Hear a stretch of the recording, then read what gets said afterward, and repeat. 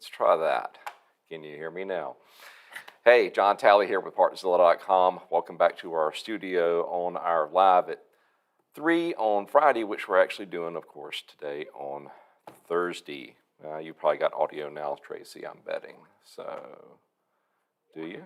Yeah, I got the big thumbs up from my moderator somewhere hidden in a cavern up in the mountains of Nashville, Tennessee. Thank you, Tracy. At any rate, we are going to spend a little bit of time and answer a few questions that you may send in. I'm going to let those pile up a little bit, and then we will dive into it. All right, yeah, and they are starting to roll in, so let's go. Fly High 8060. Hello, John. Can you tell us how you became a mechanic? Did you go to school for it? Do you own your own shop? Thank you. How did I become a mechanic? I think it was the mother of necessity.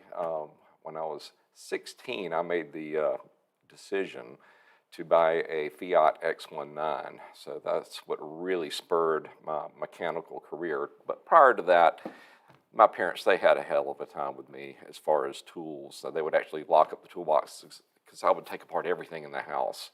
And I still own a 1973 Honda CT90. Well, it needed a top-end job. We took it into the local dealership, and they tore it down and said, this is what it needs, pistons, rings, and a bore, and it was going to cost X amount of dollars. And I looked at Dad, and I said, you know what? I think I want to rebuild it myself. So we picked it up in a box, in a basket. It was a basket case, and I bought a climber's manual, and then a month later, I got it put back together with the new parts and started it for the first time, and that was at 11 years old. So I guess you could say it started like that. But did I go to school for it? No, but I have been trained in the various different manufacturers with the manufacturer courses, whether it be Honda, Yamaha, Kawasaki, Suzuki, Polaris. I'm actually working on Can-Am now, so I can at least be up to speed on the individual machines. Do I own my own shop? No. My training is actually from school. I'm an electrical engineer. If you would have told me I was going to be doing this 10 years ago, I'd have said you were absolutely out of your mind crazy. But yet, here we are. But am I still a student? Every single day of my life. Hopefully that answers your question. Critton is asking me, hey, John, how's your day going? Very well, actually. I have a question you might be able to help me with. I have a 2003 Yamaha Kodiak 400 4x4, and I'm looking to get more power. Any suggestions on that? It's going to be my typical answer on that. I wouldn't want to take it too far because I believe that is a carbureted model. But what you can do is go with a higher flow intake on your air filter, and then maybe just a slip-on exhaust. And when you do that, you are going to have to adjust your carb just a little bit to give it a little bit more fuel because it is going to be, moving more air. But beyond that, I don't think I'd push a utility machine much further than that. However, if you really want to get more out of it, you could look into a different camshaft for it and head pipe. That I would suggest doing those as a package deal. And hot cams, if anybody is going to be, if there is an aftermarket one, high performance for the Yamaha Kodiak, that would be the company to look into. But I would start off simple and just enjoy your machine. And if you're really trying to get that much power and performance out of your machine, you may need to step up to a different one. Just a thought. Duck Rider, hey John. Hello, Duck. How are you doing today? Yes, you can get a shout out to Duck Rider. Thank you for joining us here today. Bradley's asking me, hey John, it's been a while since I've been able to join. It has been a while, Bradley. Hope you're doing well. I still haven't forgotten about you. I still wear my hat and shirt you gave me in the swag pack. Well, you are very, very welcome. If you would, take a picture of yourself and post it on our Facebook wall. Let's see how it looks on you. I'm glad you're enjoying it. Trevor, what? I watch your videos like daily. Well, good. Hopefully I'm helping you out, Trevor.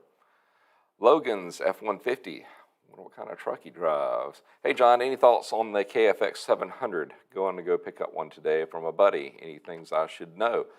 I've mentioned this a couple of different times. We actually have a video. It's a short one, and I just basically go through the different things you want to look at on an ATV or a motorcycle, or a side-by-side for that matter. But I think we did one that was ATV specific, and it involves lifting it up, looking at the, the steering joints, the wheel bearings, taking a really close look at the frame, because if you see any flaked off paint or material on the frame, that may be an indication that it may have been bent, because that is a telltale sign. But at any rate, if the guys can drop that into the chat, maybe we can help Logan's out as he goes to look at his KFX 700. It's a fun machine, by the way. I've ridden a couple of them. All right, Chino is asking me, hello, John, I have a quick question. Is it bad if you mix two different brands of oil but the same weight? All right, that's a little bit of a slight-handed question because you said the weight only. Now, if they're both conventional oil and they have the same classification, the SAE rating, then sure. Or are they both synthetic or semi-synthetic? Yes, you should be in the same field. But if it's just the weight, that's not enough. They need to be in the same derivative as far as how they were manufactured, whether they're the standard oil, the semi-synthetic, or the full synthetic. And plus, you also need to be aware of if they've got any type of particulates put in there, like molybdenum. There's several machines out there that cannot stand it, the Goldwing being one of them. If you put in oil with moly in a Goldwing, you're going to have clutch problems. It's just that simple. But in an emergent situation, you're out somewhere and you're down a half a quart and your machine only holds a quart, would you do what you got to do to get home? But if I could avoid that, I would. That's the short answer for that. Kyle is asking me, hey, John, I have a 2007 400EX, and I'm wondering where I can get the stock or original graphics for it. Well, I feel certain that we carry them here at Partzilla, so that shouldn't be a big deal. Just go to our website, look up your year, make, and model, and then go to the front and rear fender sections and the tank shrouds as well, and you should be able to get just the graphics to spruce it up a little bit. All right, Trevor is asking me, I'm doing a full 2008 KLR rebuild on a bike that sat in the Oregon rain for 12 years. Oh, goodness. Your videos helped me tremendously. Well, I'm glad we could help out. I know that my counterpart here at Partzilla has been working on a KLR build, and you may be referring to his videos, so I will drop Garrett a line and let him know that his work is starting to pay off. Indy IS350, what kind of car you drive? Thanks, John, for your videos. Just rebuilt the top end of my 400EX, and your videos were critical in my success. Well, I am glad we could help. That is what we are here to do, is to prompt everyone to do their own work and get it done the right way so that they can enjoy the sport that we all do. All right, Chino came back, okay, thank you, John, and yes, they are the same, just different brands. Well, then you should be all right in doing this. Just make sure that the specifications match up as far as their classification. And let's send Trevor a swag pack, Tracy? Sure, why not? Hey, Trevor, if you would, what's the best way for you to do this? Why don't you get in touch with our sales team at or our team over here and tell them you talked to me and give us your address, and maybe we'll send you out a swag pack as well. Maybe a shirt, hat, maybe some stickers put on your toolbox. So if you would get in touch with customer service at the main number, and or you can send a message on Facebook according to Tracy. So send an IM on Facebook on our page, a direct message. I'm reading off as she's talking to me, and we'll get a swag pack out to you. How's that, Trevor? Get in touch with us. Okay, yeah. D. Malcolm, 2014. Hello, my 2006 850 has 25,000 kilometers. Would you suggest a rebuild soon? No. I mean, unless it's acting strange, you keep going.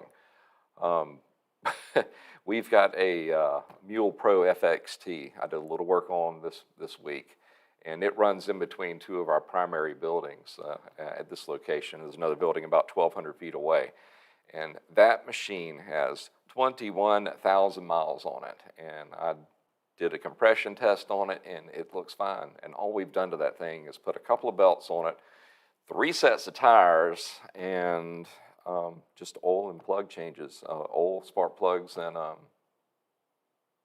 oil filters. That's it, and air filters. That's just your basic maintenance, and that thing is still running strong. So no, just because it's a high mileage machine, doesn't bother me at all. Unless the compression numbers are looking off or it's starting to sound funny, I wouldn't change the thing. Yep, like you said, it rides great, no metal shavings in the oil, just keeps going. We'll go with it. I mean, 25,000 kilometers, it may just be getting warmed up. All right, looks like I caught up with you. I know we're a little off on Thursdays, but there are a couple of questions that I didn't get to a couple of weeks ago. So we're gonna go back and look at that and let a couple of new questions come in. Rail had asked me, is it possible to overfill the rear differential? I had poured almost an entire bottle, 8 ounces in before it came out of the weep hole, running a 15 Rancher. Now, I have run into this, and I can't remember which model it was. I mean, you've got the differential here, you got the drain plug down here, and then there was a fill hole, a large one up top. But what I didn't realize that there was an actual a weeping hole, just a smaller bolt you had to pull, and you just fill to that level.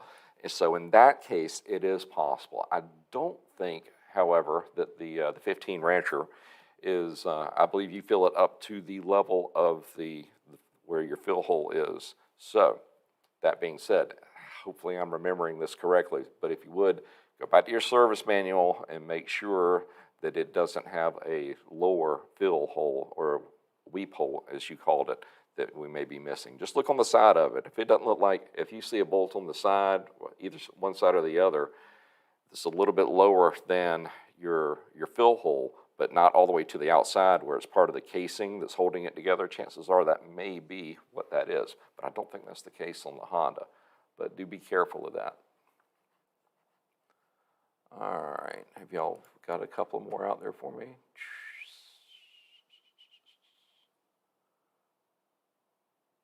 Yeah, they're starting to come through.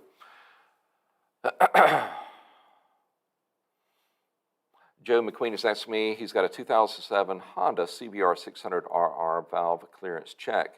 If the T mark doesn't match up with the index mark when the intake and exhaust marks are flush with the head case, is the engine out of timing? How to rectify? All right, let me read through that again. You're saying that the T mark doesn't match up with the valves being in the right place. Could it have jumped time? Yes, but good gosh, it would run horribly, and especially on the CBR 600RR. I believe that's an interference engine, so if you're off, it should hit. So I wonder if you're looking at the correct timing mark on the rotor or the flywheel, whatever. But I would find it hard to believe. Out of curiosity, if you bring your cams up and look at those marks, is there a mark down on the crankshaft that may look different, maybe an F or a T, and see if it's a different one? At any rate, I wouldn't go jumping around changing my timing until I was very, very sure that I was looking at the correct marks. Logan's F-150 came back, and he says, I also have a KFX 400 that had a quick question about it. Adjusting the rear axle in that swing arm is a pain in the tail. I understand. Is there any way I could change it to an easy one like the 400EX? No, afraid not, Logan's. That is Kawasaki's design, and I don't think there's any aftermarket change that you could make to make that easier to deal with. So, sorry. Baby Bash, hello from Mexico, my friend. It's me again, and thank you for the help from the last live that you made. You're very welcome. Bradley Owens, as a tech, I have a question that I've been wondering. I know Bradley's going to bring a good one for me, so let's see what I've got. All the modern MX-style engines I've rebuilt, I've noticed that all two strokes require the crankshaft puller instead of to install the crank successfully. So far, that's what I've run into. Good grief. Even on the four-stroke, I had a heck of a time bringing in the crankshaft on the, which machine was that faulted me so hard? I think it was a Raptor 700. that was a tough one. But why does that happen? I'm not sure, Bradley. If you've got an opinion as to why, I'd love to hear it. But some slide together easy, some do not. I would assume they are technically a press fit, where almost all four-stroke cranks will slide into the case bearing smoothly and ease. Well, as I just said, shoot, even on that four-stroke Raptor 700, I had to fight to get that thing in there. I mean, it was not easy. Bradley also says, I would guess the two-stroke revs almost twice as much, if not more, the speed of a four-stroke, so they are worried about the crank slipping inside the bearing due to the speed. I guess that's possible, but I don't have a very good answer for that, but it would make sense. It seems like on most of the smaller machines I've worked on, or the lower RPMs, I mean, especially like a little CT90 over there, I mean, you can just drop the crank in there like it's nothing. I mean, there's no pressing, there's no heating, there's no nothing. It just drops right in. So maybe you're on to something with that theory, that it's just the RPMs, and they're afraid that eventually it's going to make it spin in the case half. Maybe you're right. You could be. I'll go with it. Bradley says this because they're higher RPMs, guys, so that's why they're such a pain in the tail to put together. All right, Trevor has also asked me, what is the best, most efficient way to get air out of the brake lines? Reverse bleeding? You can do the reverse bleeding where you're actually pumping it up through. I've always had best luck using a vacuum type bleeder system. That's just the way I prefer to do it. I don't mind, pulling it down with a vacuum. That's almost like, pushing it up in my humble opinion. It's easier to do because, well, you're not wasting any fluid from your source being at the bottom and having to force it up through the lines. Certified is asking me, I have a 2007 GSXR 600 and the code C23 for tip-over sensor on the dashboard is not letting it spark. Okay, how can I fix this? I tried to replace the sensor, but it won't go away.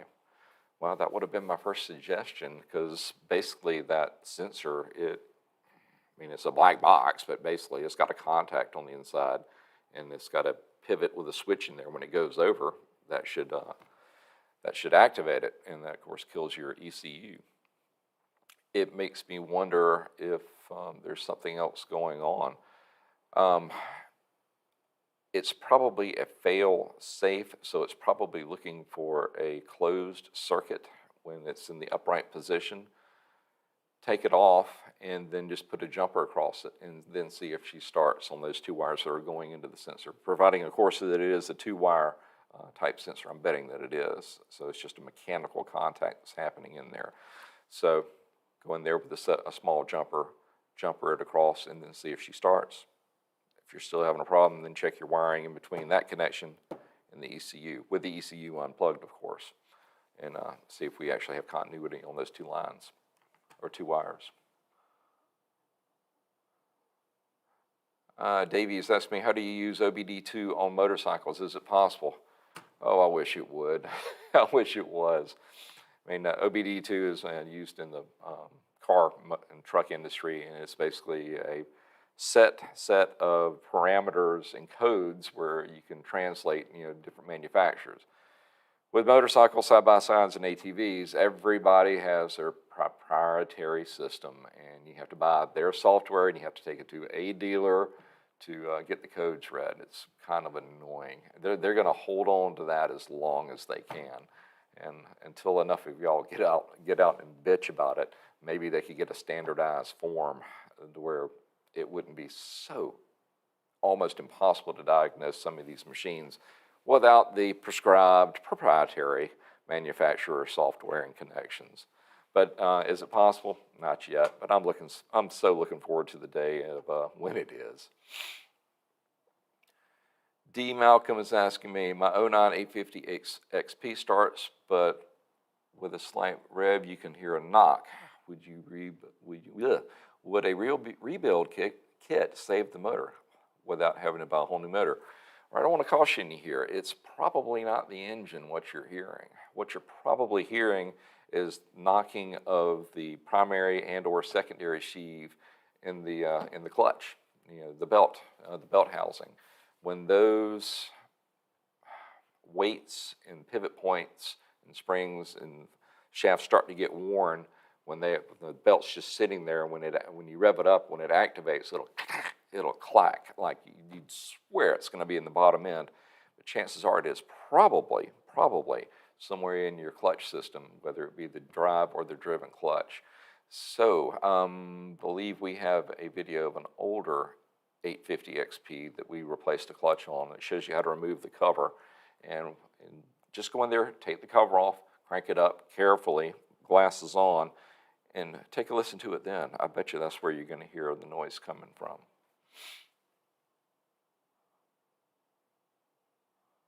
All right. Jason is asking me, John, where can I get a new muffler that will work on my 96 Honda Foreman 400? All right, I'm guessing you've been to the site, and that is an NLA part. Of course, if you haven't looked yet, go to the website and see if we have one for it. If Honda is no longer manufacturing it, you may want to look to an aftermarket company and see if there's anything we've got that would transfer over. If you're unable to find it, why don't you give us a call over at the call center and let the guys there, or the girls, do a little research and see if we can come up with an answer for you. Ruben Cruz, greetings from Tijuana, Mexico. Hello, Ruben, how are you doing? Joe McQueen, I'm getting mixed information about whether the cam chain tensioner needs to be retracted during valve clearance check. The crankshaft doesn't seem to rotate smoothly. Now, you shouldn't have to retract your chain tensioner. If anything, that would throw it off. I mean, because the tensioner is on the back side. If the camshaft is rotating this direction, this part of the chain's pulling it down. It's going around the cam gear, and then you've got the tensioner here. But so you want all the slack pulled out of this. So if you take out the slack here, that allows your camshaft to move back and forth, and we wouldn't want that because it wouldn't be in the correct position. So the answer is no. I don't believe you should remove the cam chain tensioner when doing a valve clearance check.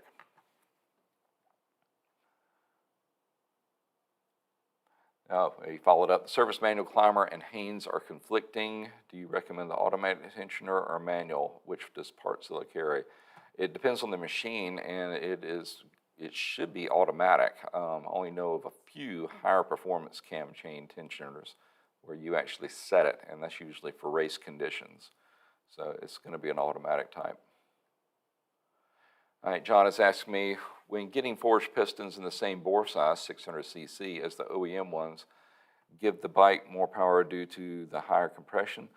All right, well, your forged pistons compared to your cast pistons, if they're the same size, they're going to have the same compression ratio.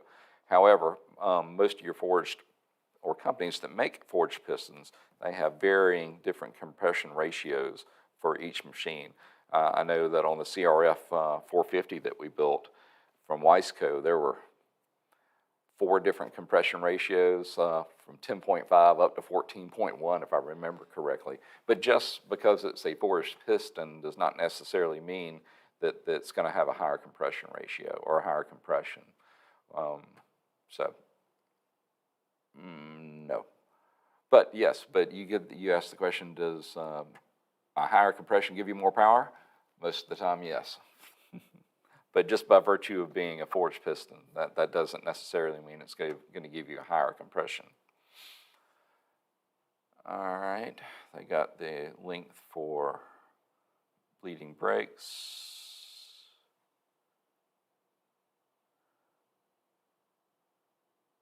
Oh, Dave E.T. says, I hear canned stuff in 2017 plus vehicles models makes it easier.